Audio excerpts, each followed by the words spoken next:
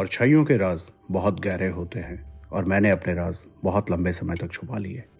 लेकिन अब समय आ गया है कि मैं अपने राज दुनिया के सामने रखूं। आज मैं आपको एक ऐसे राज से मिलवाने वाला हूं जो अब तक हम सबसे अनजान रहा है।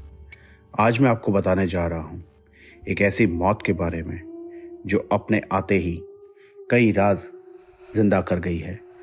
आज लगभग 1 दशक के बाद भी लोग पूछ रहे हैं वो मरा कैसे, क्या वो आत्महत्या है या कुछ और। इस घटना की शुरुआत उस फोन कॉल से हुई थी जो उस रात करीबन 9 बजे मुझे आया था। लगभग 2 दशक बाद भी मुझे अच्छे तरह से याद है कि परिवार की वो कांपती आवाज जिसमें डर, दर्द और निराशा तीनों मिले हुए थे।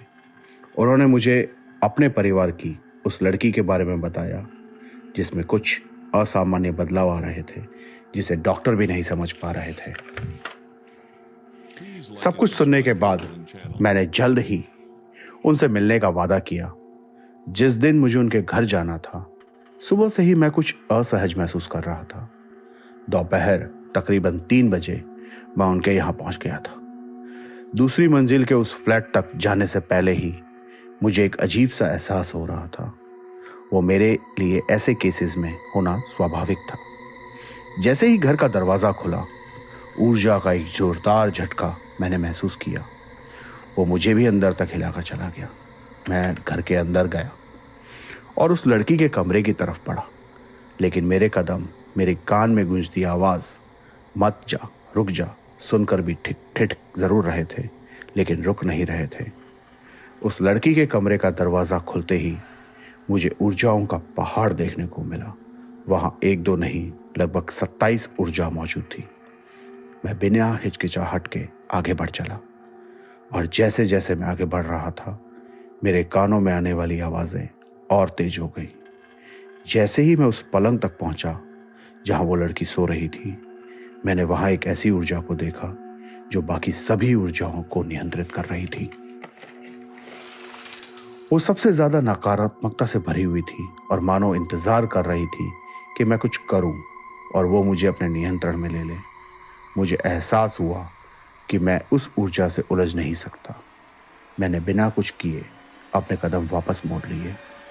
जाते जाते मैंने परिवार से कहा कि मैं इसमें उनकी कोई मदद नहीं कर सकता, लेकिन स्थिति और खराब ना हो उसके लिए मैं एक धागा दे देता हूँ, और जब तक वो धागा बंधा रहेगा स्थिति नियंत्रण में रहेगी। मेरे वापस आने के कुछ सालों बाद अचानक एक रात मैंने उसी ऊर्जा को फिर महसूस किया। रात करीबन 1:30 बजे मैं उठकर बैठ गया और कोशिश करने लगा कि मैं अपने आप को स्वस्थ कर सकूं। जब सब कुछ असफल रहा तो मैंने ध्यान में बैठने का निर्णय लिया। ध्यान में बैठते ही मुझे लगा कि जैसे मैं कहीं और पहुंच गया हूं। वो लगभग 30 साल का एक नौजवान जिसे मैं अपनी नजर से देख रहा था, सौरभ एक प्रतिभाशाली नौजवान जो पैरानॉर्मल दुनिया में एक जाना पहचाना नाम बन चुका था। वो गुस्से और निराशा से भरा हुआ घर पहुंचा। घर पहुंचते ही उसकी पत्नी से किसी छोटी सी बात को लेकर बोलाचाली हो गई और वो सोने चला गया। थोड़ी देर बाद अचानक उसके फोन की घंटी बजी और उस तरफ से एक हंसी की आवाज आ रही थी। उसने फोन रख दिया, लेकिन थोड़ी देर बाद फोन फिर बजा। इस बार हंसी नहीं थी, एक लंबी डरावनी शांति थी। कोई उसे मना कर रहा था, कह रहा था मत करो, उससे बात मत करो।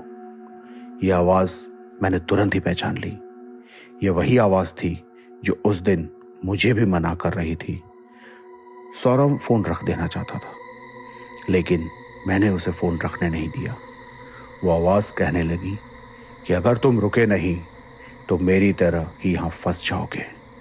मुझे बड़ा ही अजीब लगा, लेकिन पता नहीं कैसे वो नकारात्मक ऊर्जा सौरभ पर हावी हो गई और उसने उसे फोन फेंकने पर मजबूर कर दिया। फोन गिरकर टूट गया और मुझे भी वहां से वापस जाना पड़ा। रात भर की थकान और इस हादसे के कारण मैं उस दिन काफी देर से उठा लेकिन मुझे कुछ अलग ही चीज अपनी तरफ खींच रही थी। आखिरकार 10:30 बजे फिर एक बार मैं ध्यान में बैठ गया। मैं वापस सौरव के पास पहुंच गया। वो एक मासूम बच्चे की तरह सो रहा था। मुझे उसे पर बहुत दया आई। मैं वापस उस आवाज से कनेक्ट होने की कोशिश कर रहने लगा, लेकिन पूरी बात पता लग सके इतने में सौरव उठ गया और बिल्कुल नॉर्मल होकर नहाने के लिए चला गया। उसी वक्त मुझे वो आवाज फिर सुनाई दी। वो कह रही थी, बचा लो, उसे बचा लो। आखिरकार मैं आवाज का पीछा करते हुए बाथरूम में पहुंच गया, जहां सौरव अपने आप को हैंगर से छुड़ाने की एक नाकाम कोशिश कर रहा था। अचानक उस आवाज ने एक रूप ले लिया। वो रूप था प्रीति का। मेरे सामने प्रीति खड़ी थी। प्रीति, जिसे देखकर मैं चौंक गया। प्रीति ने पूरी ताकत से उस हैंगर से उसे छुड़ाने की कोशिश की और आखिरकार उसे छुड़ाने में कामयाब हो गई। जैसे ही प्रीति ने उसे हैंगर से छुड़ाया, प्रीति को उस नकारात्मक ऊर्जा ने बहुत जोर से धक्का मारा और प्रीति कहीं खो गई। अब उस बाथरूम में मैं, सौरव और वो नकारात्मक ऊर्जा मौजूद थे।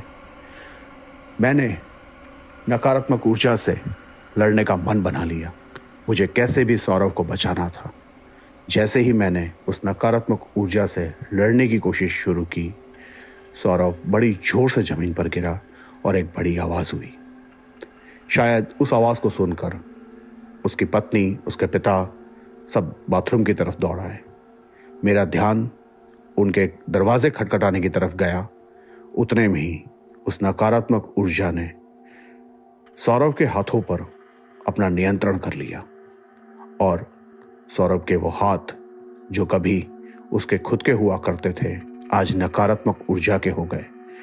उन्हीं हाथों से उसने अपना गला दबाना शुरू कर दिया।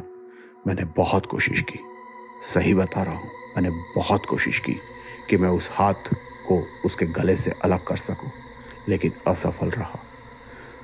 मेरी इसी जद्दोजहद के अंदर अचानक से, पता नहीं कहीं से, उस नकारात्मक ऊर्जा ने मुझे एक जोर से धक्का मारा और मैं वहां से वापस निकल आया।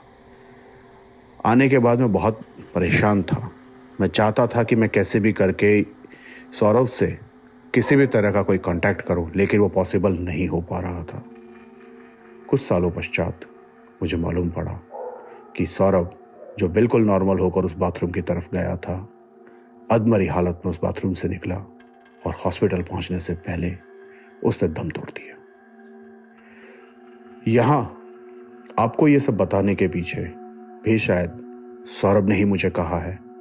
सौरभ आज भी उसी नकारात्मक ऊर्जा के चंगुल में फंसा हुआ है।